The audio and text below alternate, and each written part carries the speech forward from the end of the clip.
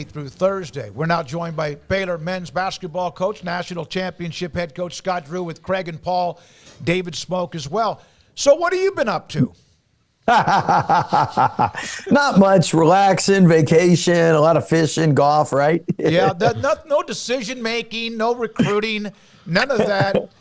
Can you try to describe, and I know it's been a while, but just the decision about Kentucky, if you don't mind, and how much maybe a relief off your shoulders, no matter what you would have done, and what did that feel like? Well, first, it's a great compliment anytime people appreciate what you've done, and that's not just from Kentucky, but from Baylor. As you know, in any big decision in life, and why is it a big decision? Because at the end of the day, I've really grown for 20 plus years spiritually, and Waco is home. It's home to my family. My kids were all born here. And the easy thing always to do is to stay because that's what you want to do. At the same time, whatever God wants you to do, that's what you need to do and what you're called to do. And really, in that whole process, that's what I was just trying to do, was see His will and where He wanted our family. And the good thing is, He wanted us at Baylor. So once that was done and solved and added, it was very easy because, again, this is home, and we're very comfortable. We feel loved here, supported here. But the great thing also was people knew, hey, if God's calling you to go, that you got to go where God wants you to go. Well, Coach, I'm glad I didn't have to send you my last-ditch effort to convince you not to leave because I would miss you too much. But I was going to say, moving really stinks. It's a pain. There's not as good Mexican food up there as you know. There's lots of things I was going to send, but you have been able to, in all of that, still be able to do your actual job at Baylor when people are calling you to see if you're interested and all of that. Mm-hmm. And you've had a very productive offseason. How much of the excitement around your name and people wanting you other places has kind of helped open up some doors that maybe wouldn't have been open before for recruiting? Well, I think our staff deserves most of the credit with that, and they've done a phenomenal job. And we've had a lot of staff movement this year, but those guys that had stayed and the ones before they had left had really put us in a good position to be successful. And then Mac and President Linda Livingstone, what they've done with making sure Baylor University in the current climate of NIL and transfer portal is able to be successful and compete for championships. That's extremely important. And then you throw in Baylor's success. I mean, last 5 years, winningest Power 5 program in the country. In the last 4 years, the only team to be a top 3 seed in the NCAA tournament. Since 2019, one of 4 schools to win a game or more in the NCAA tournament. The only school to have 3 guys drafted in the top 16 in the last 3 drafts. So much positive things to build off of and to attract recruits to. And then, as you know, anytime that people are talking highly about you in the news, that's a good thing. And a lot of excitement around Baylor University. And then with Eve, Jacoby, Jalen, all possibly drafted this year, and a couple possibly in the lottery. That's all things that have really made it easier to recruit the next players at Baylor University. Coach, you mentioned that coaching tree, and it's flourishing right now, and 2 big moves this offseason, obviously, with John Jacobs taking over at Florida Atlantic. And then after your Kentucky saga, Kentucky still strikes here in Waco with Alvin Brooks III, obviously bringing him onto Mark Pope's staff. You're no stranger to turnover on staff, but can you just speak to the impact of both of those men and now how you've gone about filling those roles as it was announced last week?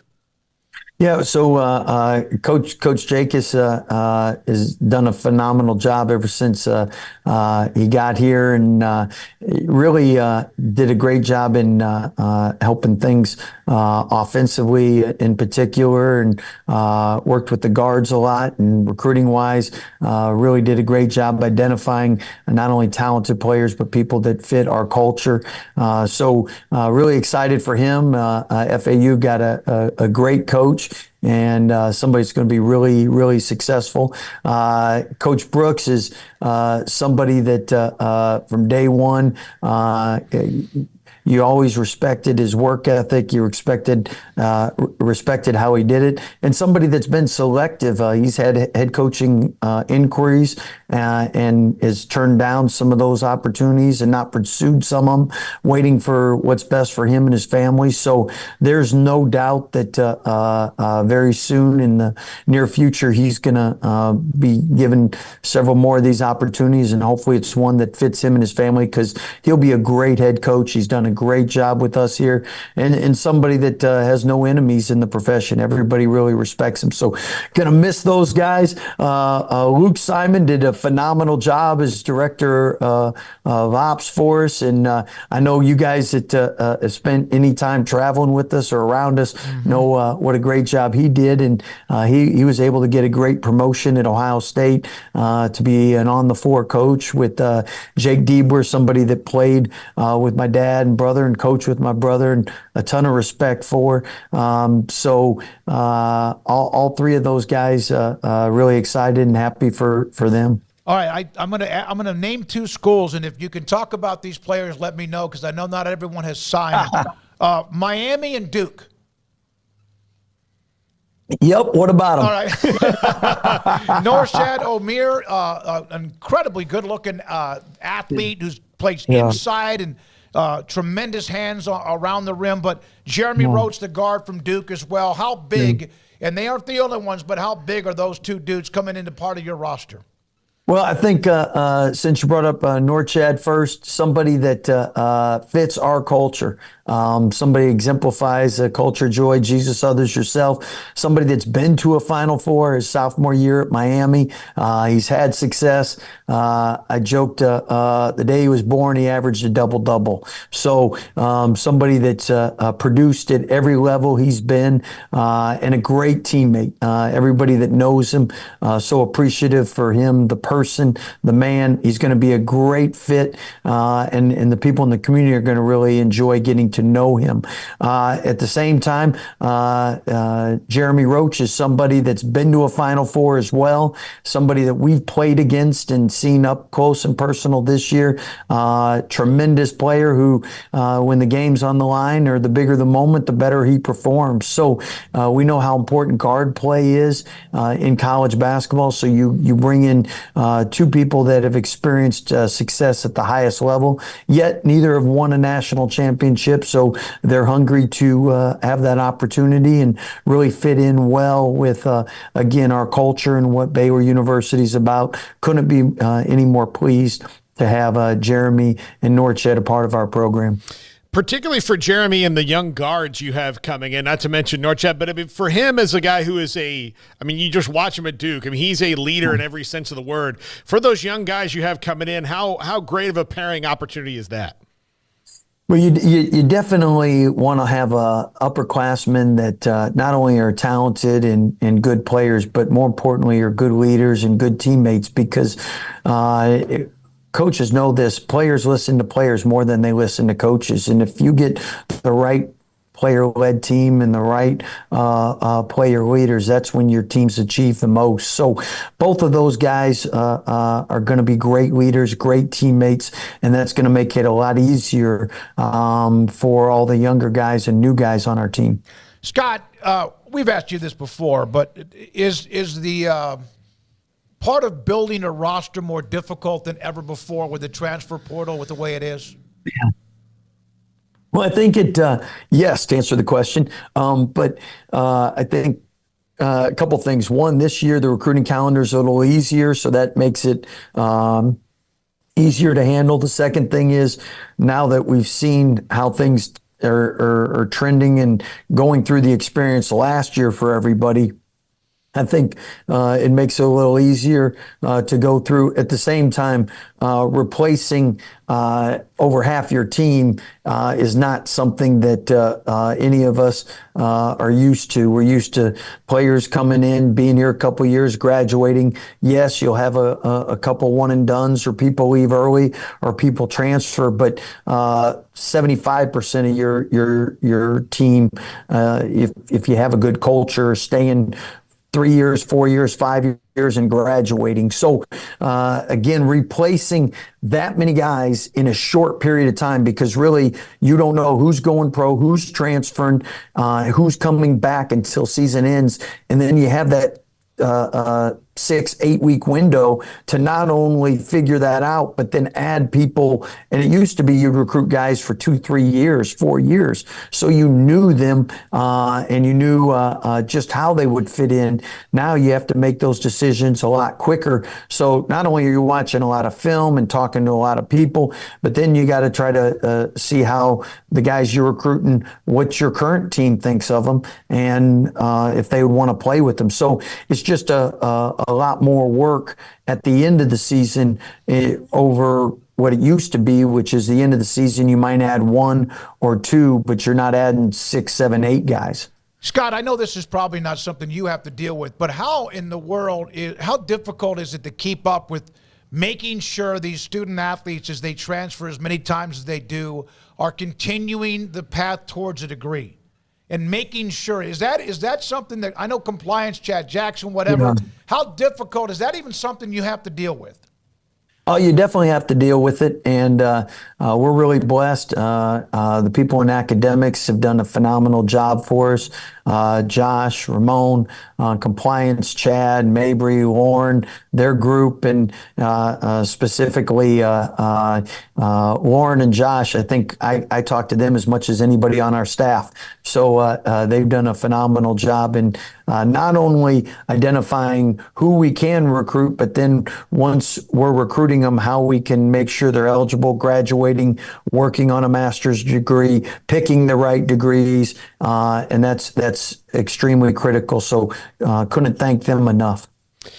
Scott, is this the first time since maybe you got here that you've had this much of a staff refresh in total?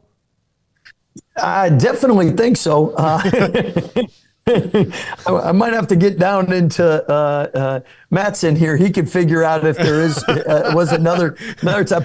But to recent history, by far and away, it's the most turnover we've had, and that's why I mean, Tweety Carter, Jared Nunes, Ty Beard, Jason Smith, those guys did yeoman's work through the transition as people were going through the interview process, because not only were you doing that, but you had to put together a roster. So those guys really did a great job stepping up and making all this possible. Are you glad that Coach Jacobs didn't take a Big 12 job? Yeah. That is one thing for sure I was glad about. Coach. And ironically, Coach Jacobs said once he got the job, and I didn't take a Big 12 job. I said, thank you, Coach. Very true. Very true. Coach, you don't strike me as the type that goes out seeking attention, but you also don't shy away from it when you do get it. You see the benefits in it. Obviously, I think it'd be beneficial for you guys that you had so much attention on you with Louisville or Kentucky, whoever it's been showing you attention. But just personally, what was that process like to have such a huge spotlight on you there for 2, 3, 4 days, tracking flights, all the stuff that went into that? Just on your end, was that a unique process, or just how did you kind of view all of that as you sorted through it?